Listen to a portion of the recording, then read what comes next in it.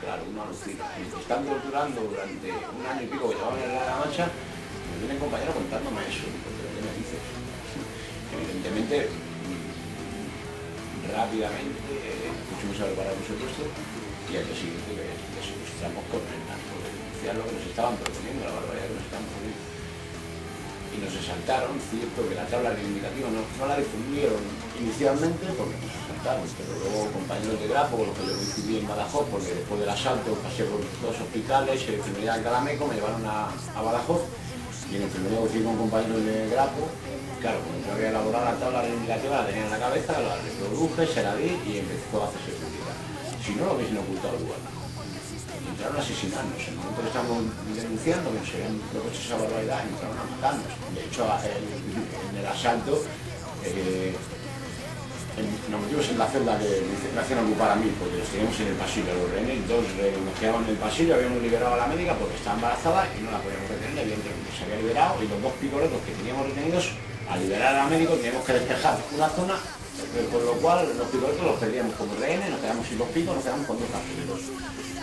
Pusieron un pepinazo en la puerta de la galería, la volaron, y claro, estamos en el pasillo de la galería, nos metimos todos, recogemos a mi celda, y con nosotros un carcelero. Bueno, primeramente tiraron granadas aturdidoras, entran chillando 20-30 tíos de 2 metros armados hasta los dientes, chillando y uno filmándolo todo. Y primero las granadas aturdidoras, que da la sensación de que se caía todo encima. Y al ver que no nos rendíamos, que nos protegíamos en mi celda y con un rehén, se liaron a fuego real, le dieron un disparo a los vecinos debajo de mi cama. Bueno, pues uno de mis compañeros no quiso volcar o el Drivas, le dice a los pibos, a los güeyes, cuando les hablar, dice que mata al rehén, como entré. No les importó, no le matas tú. Nosotros le abrieron la cabeza y le dieron 14 puntos al carcelero. O sea, entran a matarte, ¿no? Les da igual rehenes, no rehenes, les da igual. Están locos porque el gobernador civil les diga asaltar y lo que hacen es o bien consumen cocaína o bien consumen algún tipo de anfetamina porque la ciudad que entran como locos, chillando, o sea, entran chillando, como salvajes. Y no les importa quitarle la vida. Si tienen la suerte o no te han quitado la vida no pasa nada. Y si te han quitado la vida tampoco pasa nada. Porque no trasciende. Y son cosas que jamás trascienden. Y surgió ninguna iniciativa de investigación sobre la propuesta de matar a los presos de ETA. Nada, en absoluto. Ni periodistas, ni nadie. Nadie. Un hermetismo absoluto no les interesaba, claro. Nos interesaba esta parte, o sea, que propuesto una barbaridad tal. Que nosotros evidentemente no íbamos a soportar que nos hubiese propuesto una cosa así, no les íbamos a responder secuestrando, claro, no había otro modo de decir estos cabrones nos están proponiendo esto, nos torturan y encima nos proponen esto, o sea, es que es increíble. ¿Sabes qué pasaba también? Estaba pensando según comentaba también, con la inundación de drogas en el país, en los 80, yo con 13 años empecé a tragar bancos, o sea, a pincharme, tanto yo como colegas de la época hacíamos lo mismo, atacábamos bancos todas las semanas, estamos atacando bancos y pinchándolos. Nos dedicamos normalmente a eso, a atacar bancos, nos quitamos su cuadrilla de 3, 2, 4, en fin. Y con la droga, ¿qué pasó? Que unos empezaron a chivarse de otros de otros, porque caían en la DGS y los mismos inspectores les decían, mira, si te chivan, entonces para que pongas un pico de heroína. Los mismos inspectores, yo sé de gente que ha aceptado heroína y cocaína en la DGS. Entonces ya empezaron a pudrirse los grupos de personas que éramos solidarios y que no nos dejábamos comprar con nada. Pues no, con la heroína ocurrió eso, que empezaron a chivarse. Llegaba la Dirección General de Delitos, mira, vienes con un banco, pero si te chivas de los bancos, te echamos a la calle, te damos un pico para que le pongas un pico y no pasa nada. Y lo hacían así, realmente lo hacían así.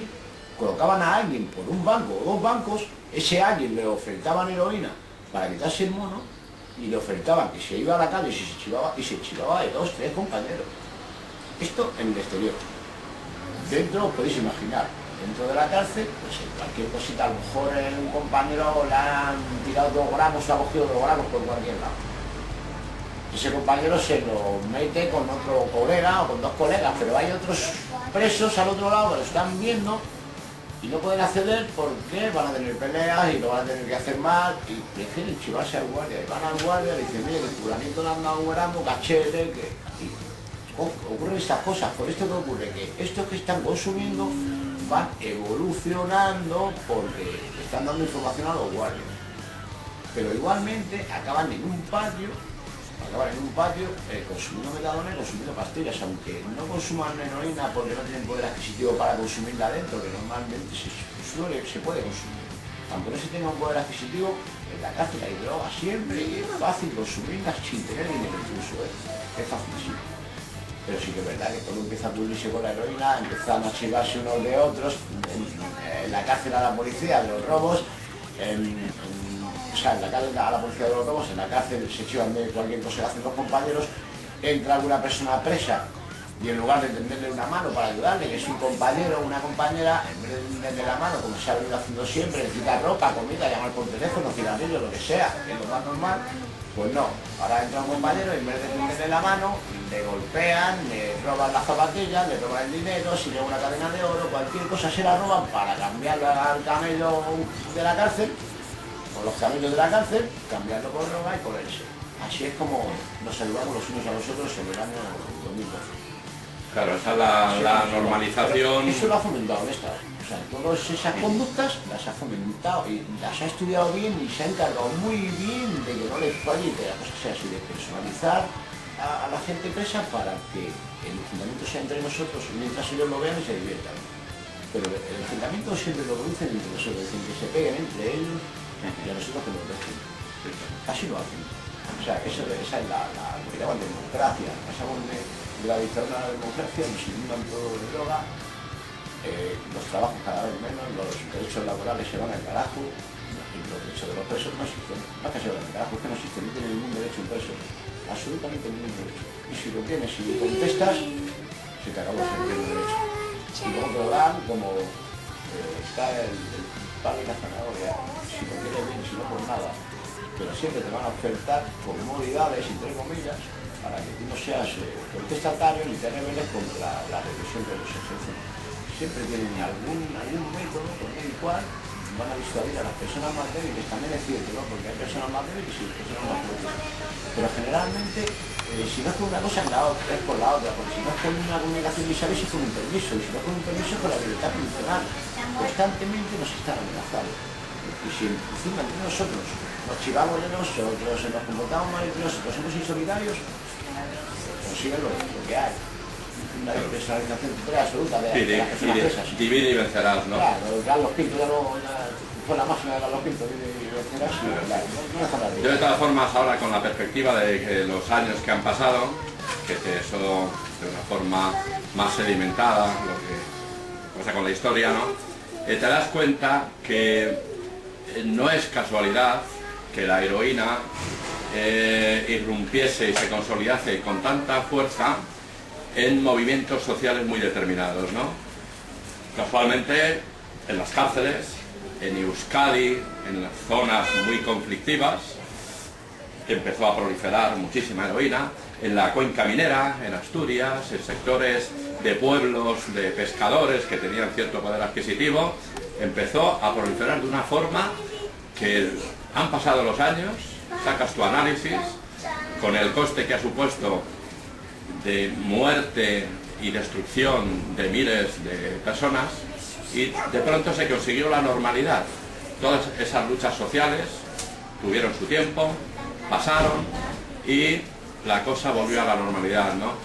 Yo creo que estratégicamente la heroína ha sido un cómplice del Estado y del aparato represivo del Estado para acabar con las luchas sociales donde tuvo más incidencia. La Coppel acabó, entre otras cosas, por la heroína, el programa de aislamiento selectivo de los que nos consideraban más activos o comprometidos en la lucha, y la consolidación de la transición democrática. Cuando empieza ya a acabar la transición democrática, los medios de comunicación y sectores sociales que hasta entonces habían estado comprometidos en la difusión y la solidaridad con la lucha de los presos sociales, de pronto el tratamiento es totalmente diferente. Ya no hay una visión progresista de apoyo, solidaria, con la lucha de los presos, sino que ya se les empieza a considerar muy violentos, criminales, desarraigados, asociales, etc. Y casualmente, en esa época donde la heroína empieza a funcionar de forma masiva en la gente que más o menos les consideraba la sociedad como delincuentes, y la ética que entonces había entre grupos de atracadores determinados. Por ejemplo, yo recuerdo una asamblea una asamblea pedagógica que hicimos. A ver, gente, espabilemos. ¿Qué supone estar enganchado a la heroína? Supone que tienes necesidad urgente, tienes el mono, y entonces estás cobarde, en una actitud psicológica de desventaja, y entonces vas a tratar por todos los medios de conseguir dinero para pincharte. Y entonces vas a robar el bolso a una señora, vas a aprovechar el descuido de alguien que va a sacar dinero, si es posible anciano e impedido, mejor, del cajero y demás. Y estos son delitos que crearon alarma social, se creó intencionadamente una opinión pública manipulada e intencionada de alarma social, y ahí empezó a cambiar esa solidaridad y apoyo que hubo con la lucha de los presos sociales. Y sobre todo acabó cuando se inaugura la cárcel de la Mancha, que antes he comentado. Yo, para acabar, por mi lado, me dejo muchísimas cosas, porque fueron 3 años más o menos de luchas diarias, muy densas, muy intensas, a nivel personal, a nivel colectivo, etc. Y bueno, pues en otro momento, si surge, pues saldrán, porque este psicoanálisis viene muy bien siempre, ¿no? En cuanto a consecución de las reivindicaciones básicas que teníamos la COPEL, no conseguimos básicamente ninguna importante. No conseguimos ni la amnistía, porque ya se cerró el recreo de la transición. Todos los grupos políticos que de una forma más o menos abierta apoyaron la lucha de los presos radicalmente cambiaron de posición. Ya se cerraba la oportunidad histórica de hacer el cambio, ¿no? Se consiguió, sí, reforma del Código Penal, se aprobó la Ley General Penitenciaria, que fue la primera ley de la democracia, que en principio tácticamente suponía una mejora de las condiciones de vida de los presos. Aperturista, efectivamente. Sí, se aprobaron los permisos de fin de semana, los primeros vis a vis, tal, ¿no? Pero ya entonces en la COPEL nos planteamos si era conveniente entrar en esa dinámica de los premios, porque eso iba a suponer la debilitación de la cohesión del movimiento de COPEL, ¿no? A nivel colectivo, creo que fue muy importante el habernos demostrado y haber demostrado a la parte de la sociedad que estuvo cercana, más o menos involucrada con la lucha de los presos, de que en un momento histórico determinado, sin ninguna posibilidad de romper la psicopatía a la que la sociedad condena a los que llaman delincuentes o presos comunes, ¿no? Fuimos capaces de romper ese embrutecimiento, esa condena absoluta a ser carne de cañón y no tener ninguna oportunidad nunca de llegar a ser personas, ¿no? Y tener una conciencia crítica del mundo en que vivimos y por qué pasan las cosas. A nivel individual, yo estoy muy satisfecho, pese al sufrimiento que pasé, como tantos compañeros y tantos que se quedaron en el camino, unos cuantos jóvenes que murieron en varios motines, que murieron quemados, etc., ¿no? Pero estoy muy satisfecho de mi propia evolución personal, porque si no, yo, como en tantos chavales, me hubiese visto en la rueda de cárcel, libertad, cortos periodos de libertad, cárcel, libertad, carne de cañón, y acabar mi vida así, ¿no? Y luego, bueno, sobre todo, la satisfacción de haber llegado a este momento en que estamos hablando y que lo pueda contar con dignidad.